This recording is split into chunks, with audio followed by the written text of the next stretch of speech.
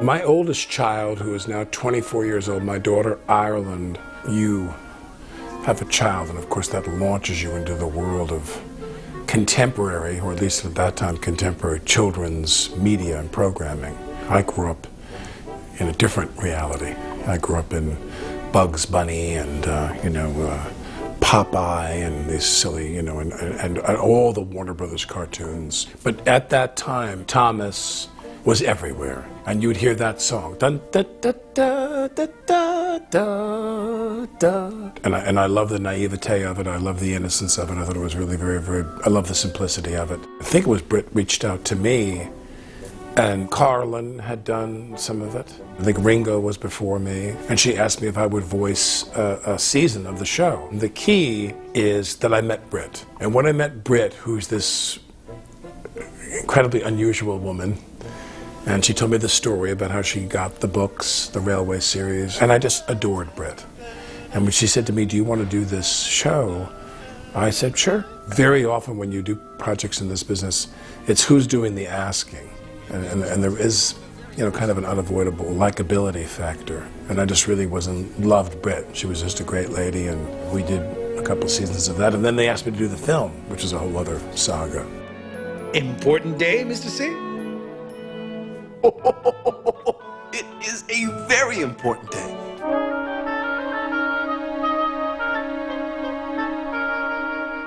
I think for me, and I tell people this all the time, if ever I'm talking to students, if you're interacting with student actors or what have you, that among the most difficult things to do in acting, I think, is to be light and joyful and to be happy. We all have anger inside of us. We all have pain inside of us and difficult things we've gone through. And in acting, it's easier to cry than it is to laugh. It's easier to give some very admonishing speech in a courtroom or what have you than it is to be a protagonist in a children's fantasy film and to keep it warm and simple and to have a positive lilt in everything you say. What I said to myself was, you can go too far, and I'm sure some would argue I went too far, but I do come from that mindset where you're sitting there going, "What time is it, Bob?" You keep everything you say, "What time is it?" You seem puzzled, Mr. Conductor. Well, I am puzzled. This place looks like the island of Sodor, but how would Burnett Stone travel there without gold dust? Sparkle's been the only way to make the trip since the lost engine disappeared. To keep everything light, bright, warm, and simple. That's tough to do. And some days you come to work and you're just not in the mood to be like, we better head back to the station. And that kind of thing. But that was the job, I felt, was to keep that character someone who was like a host. You're the host. The other characters are going through everything, and you're there kind of as a guide to help the kids go through the whole story. Anyway, I just came to say goodbye. I have to go now. Right now? Yes, Stacy, I have to make sure that everything is safe and sound on the island of Sodor, just as I try to do here. When we did the TV show, it was one situation, which was, it was Britt's baby, and she called all the shots, and we'd go into a booth, and she would give you very simple directions, and slow this down, pace this up, come in quicker here. When we did the movie, which was not the TV show, it was live action, we were there performing, which was a big difference, and behaving, and wearing wardrobe, and staging scenes, and so forth. It's a beautiful day. I mean, we're down, but we're not out. No, we're out.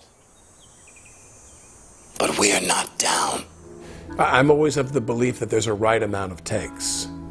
There's a right amount. It could be 4, it could be 8, it could be 11. And again, with this kind of children's programming, there's an ear you have. You develop an ear. Everything is sound in children's programming.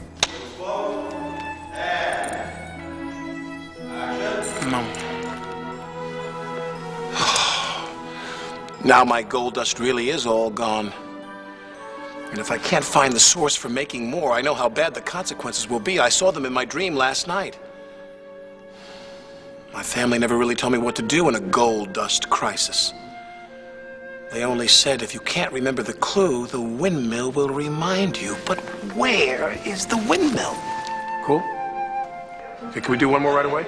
I remember with the Mr. Conductor thing, I wanted to kind of keep it positive and warm and sweet even, but not the same throughout. So there were sometimes I think I I lost my train of thought, and I thought I was on a Scorsese film, so I thought, let's do 30 takes of me saying, it's 4 o'clock. You want to give the director what they want.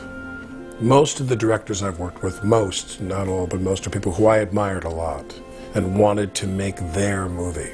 When you start out doing a movie, the director's the one that makes the movie, not you.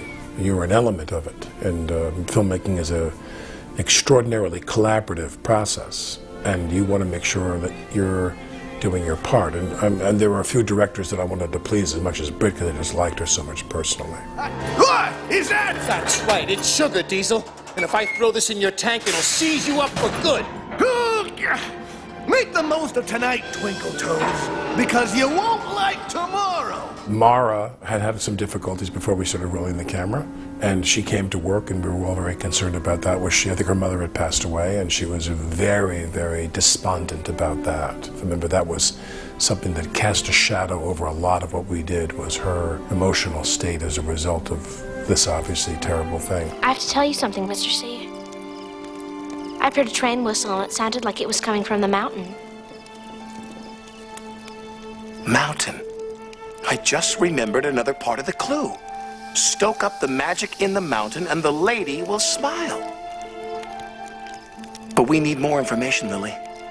And I know that your grandpa could help. Britt had partners in a company that were doing this with her, and as with most movies you do, there's a swarm of non-creative people giving you their opinions of the film. And the thing I love about Britt was, like all good directors, she didn't transmit any of her tension on the set of the film.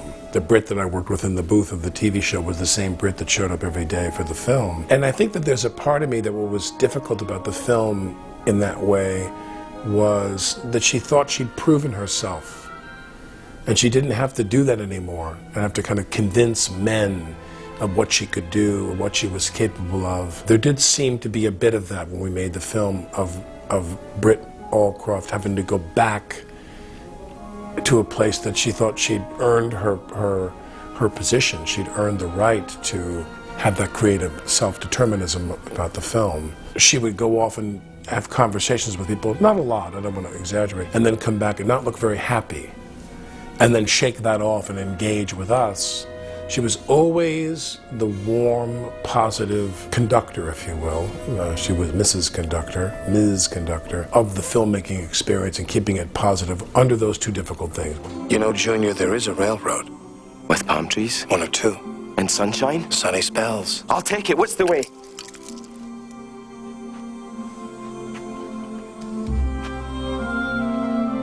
This is the way. When I did it, I felt, you know, when we did the TV programming at the time of the film, it was right at the height of that. It was really, really, like, everywhere. If I had people walk up to me and they would stop and they'd snap their fingers and they would turn to their little kid and they'd say, "Do you know who this is?" They'd say, "This is Mr. Conductor." Some of them got it.